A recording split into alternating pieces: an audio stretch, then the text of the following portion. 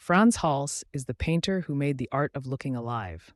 In the gray light of 17th century Haarlem, he painted laughter, chatter, the pause just before a toast, and turned it into a new kind of portrait. His brush moved fast, his palette bright, and his sitters often seemed to have been captured mid-gesture. A smile half formed, a hand frozen in a joke, a glance that still glints with personality. From the playful audacity of the laughing Cavalier to the rough humor of Malle Babbe, from informal half-lengths like the Gypsy Girl to public, civic scenes such as the Banquet of the Officers, Hals rewrote what portraiture could be. He could be intimate and theatrical, fashionable and raw. His paintings taught later artists how to suggest life with a few confident strokes and sparked fascination for centuries after. Listen closely and you'll begin to hear the laugh, the wink, the beat of a moment Hals made permanent on canvas. Before we dive in, don't forget to like and subscribe. Your support helps us keep creating more educational videos like this one. Frans Hals was born around 1582 and spent almost his whole career in Haarlem, a lively provincial city with strong civic pride. Early on, he won prestigious local commissions, group portraits for civic guard companies and regents' boards, tasks that required not only technical skill but also the power to flatter and to organize many personalities on a single canvas.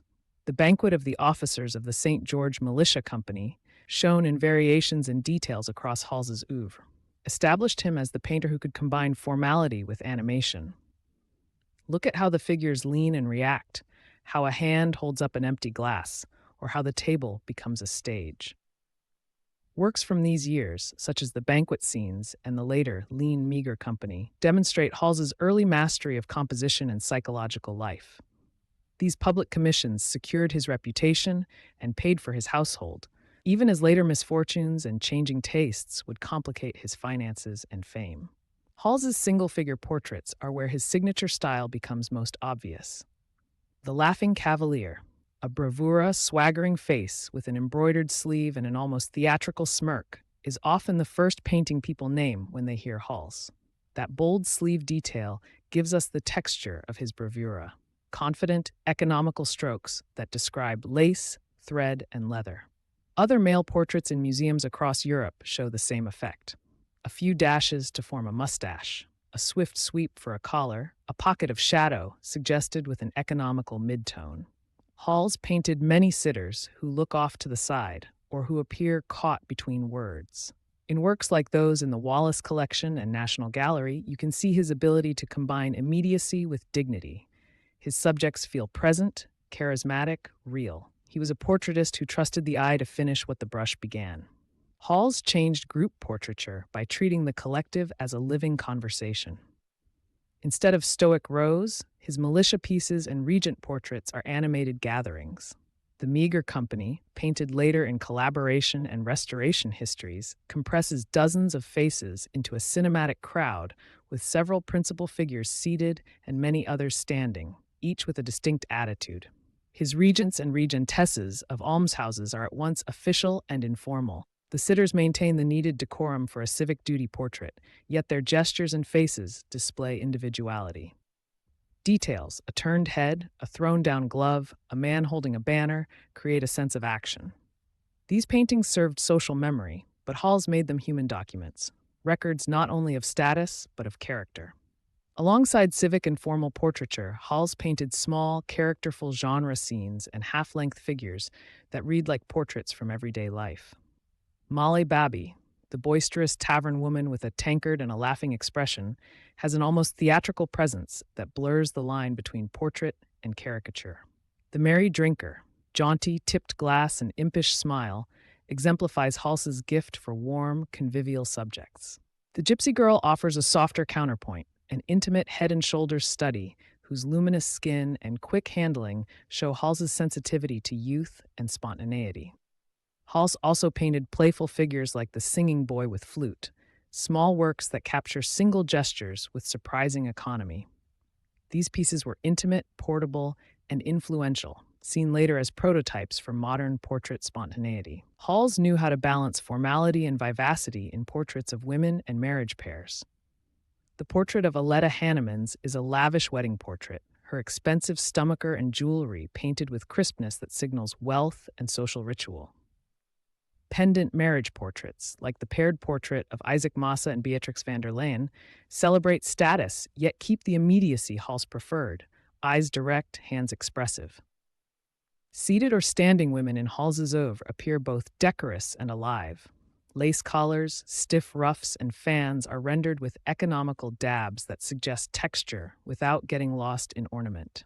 Portraits of older women, regentesses, and fashionable wives all share this tension between social formality and the painter's desire to suggest a personality beneath the costume. What sets Hals apart technically is his paint handling. He often worked quickly with loaded brushes and even palette knife touches, leaving visible strokes that modern viewers prize. Close-up details reveal energetic scraping and a confidence that lets the viewer's eye complete the form. A shadow becomes a suggestion of a cheek, a couple of lights imply glittering lace. Technical photography and studies point to underdrawing or quick blocked-in shapes, then rapid finishing. Look at the sleeve detail from the Laughing Cavalier and at the energetic highlights in the Merry Drinker. They read as finished at a glance, but they are the result of a controlled improvisation. Hals's palette favored warm flesh tones, crisp whites, and deep, sometimes glossy blacks, the contrast that made faces and fabrics stand out in candlelit rooms and painted halls. Hals's reputation rose, fell, and rose again. By the 18th century, his loose technique was sometimes dismissed as careless, but 19th century collectors and critics rediscovered his vitality and called him a painter of moments. Impressionists and modern portraitists admired how Hals captured fleeting expressions with minimal means. His pupils and followers carried fragments of his approach across the Netherlands and beyond, and numerous copies and variants circulated, some mistaken for originals. Later scholarship untangled attributions, revealing Hals's hand in unexpected places and clarifying workshop practices. Even today, his supposed self-portraits and copies prompt debate. The persistence of his images, the Laughing Cavalier, the Jolly Toper, the lively militia group, proves Hals's central place in the history of the portrait. Frans Hals taught us to value spontaneity in painted faces. His work shows that a portrait need not be solemn to be serious, that a painted laugh can preserve dignity as well as joy. From the striking bravado of the Laughing Cavalier to the earthy Malle Babbe, from civic banquets to intimate head studies, his art combines public record with private life. When you stand before a Hals, you're looking at a moment retold.